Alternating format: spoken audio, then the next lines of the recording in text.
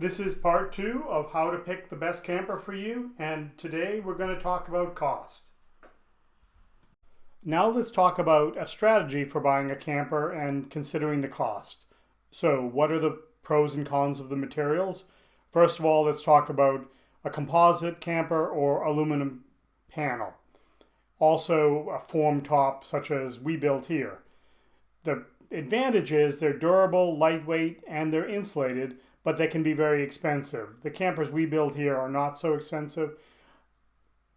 For example, the Boreas XT, I do reviews for all of these. The Boreas XT is $40,000. The Taxa Cricket is $40,000. The Dart that I build and the Arrow that I built are $11,000 and $16,000 respectively. But they're light and they're quite durable. They're very durable. Now let's talk about a canned ham, and that can be any size. That can be something like a Scotty Cerro or some of the campers I've reviewed. They can leak. They can leak from the seams, and if they're not resealed periodically, if they're not tarped in the winter, that can be a big problem. But they have a big advantage in that they're quite lightweight, they're affordable, and aerodynamic. The larger campers tend to have more problems because of racking, and I don't really go into those because my niche is small campers. So, for example, you get some very affordable, good campers in this range. One of them is the Runaway at 7.7K. Another one is the Pee-wee at 9K.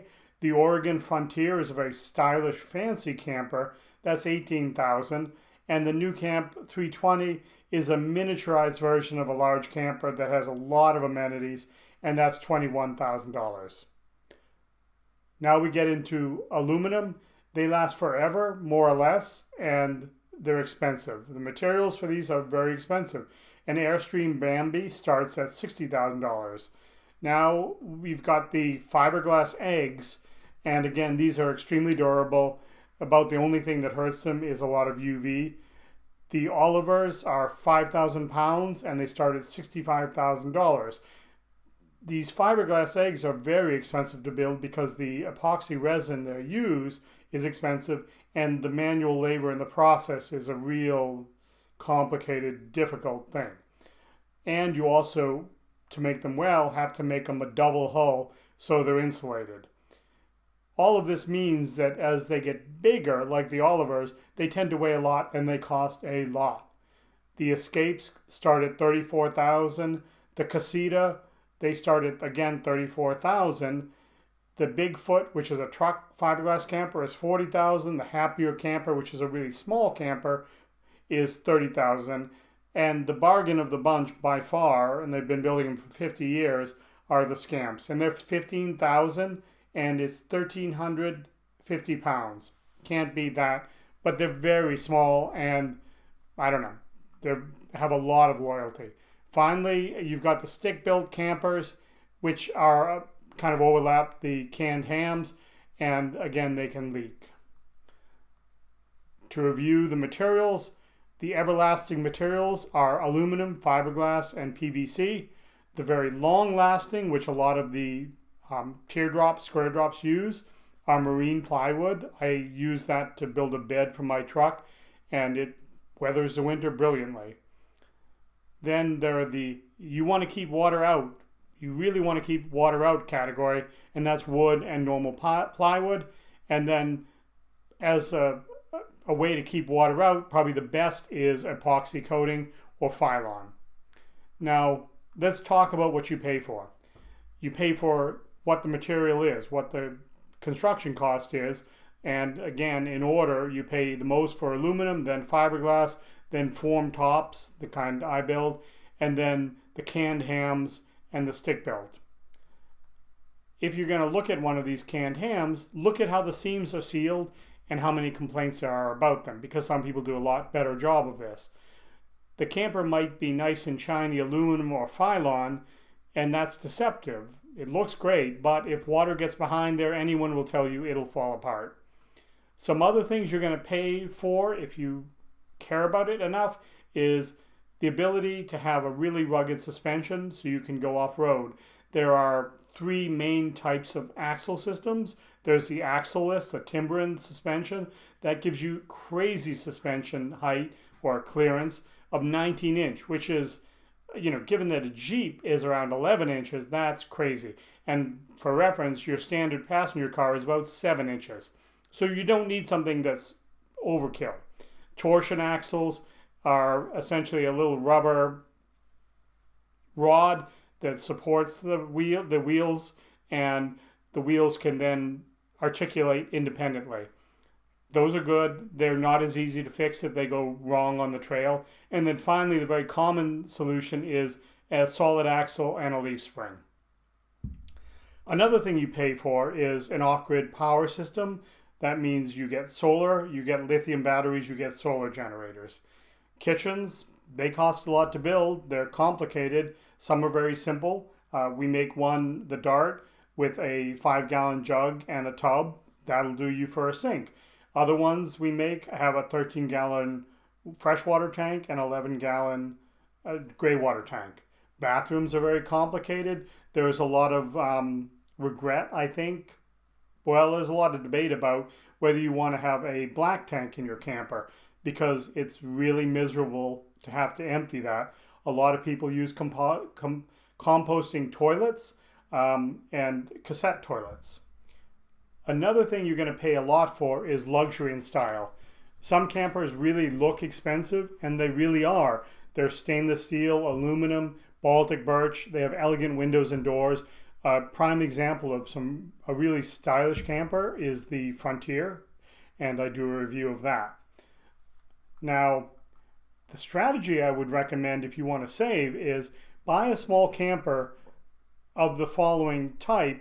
That is something that is not terrifically improved, and then do the work yourself. Put a kitchen in, put insulation in.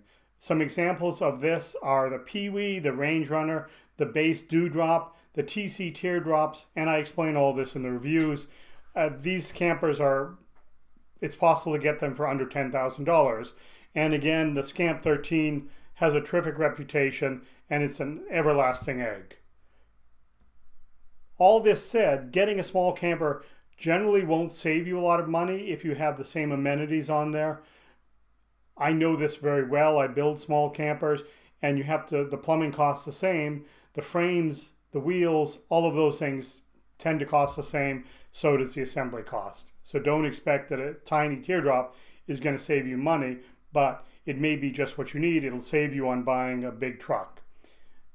So I'm going to run down how the cost goes up, and we'll start at something that's really affordable and not entirely practical.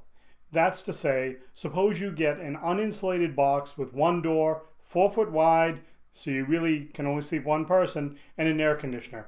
Now you're talking about a runaway cool camp at $6,000.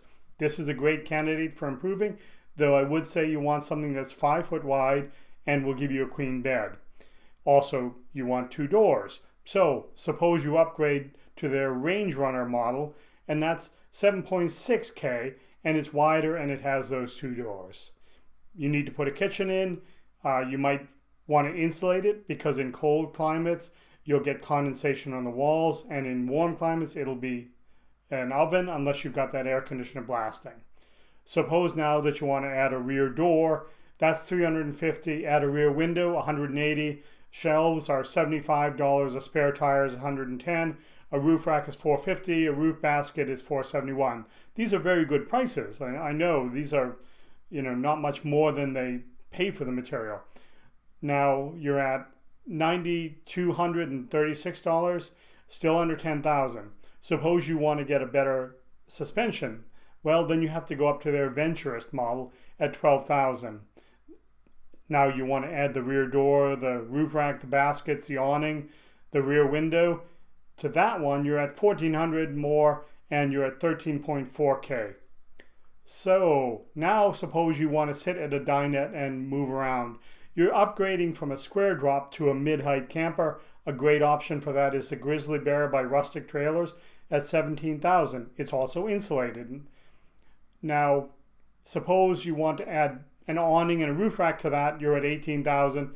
If you want something that's really high style and finish, you get back into a teardrop and you get the Oregon Trailer Frontier, and it's 18,000 plus. Now add stainless steel, a coupler that'll let you explore harsh trails, a stove, a larger water system, and the deluxe is 29,000, but it's still a canned ham and you might have leaks. Do you want brutal good looks and off-road prowess, 19-inch ground clearance, brakes, fully insulated, something that looks really rugged and is almost 39,000 for a Boreas XT? Do you want fiberglass or structural aluminum? Well, then you're at 44,000 for an Escapade, 40 to 44,000 for a Taxa Cricket. So again, one idea is get an affordable shell and do the inside yourself. The interiors of campers are generally very labor intensive. You can get in touch with me if you want a shell version of one of my campers. Thanks for watching part 2 of how to pick a camper, cost. Next week on part 3, we're going to cover size, because size matters. And this. If you would do these things, that helps me and the channel, and it's much appreciated. Like, comment, share, and subscribe. Thanks.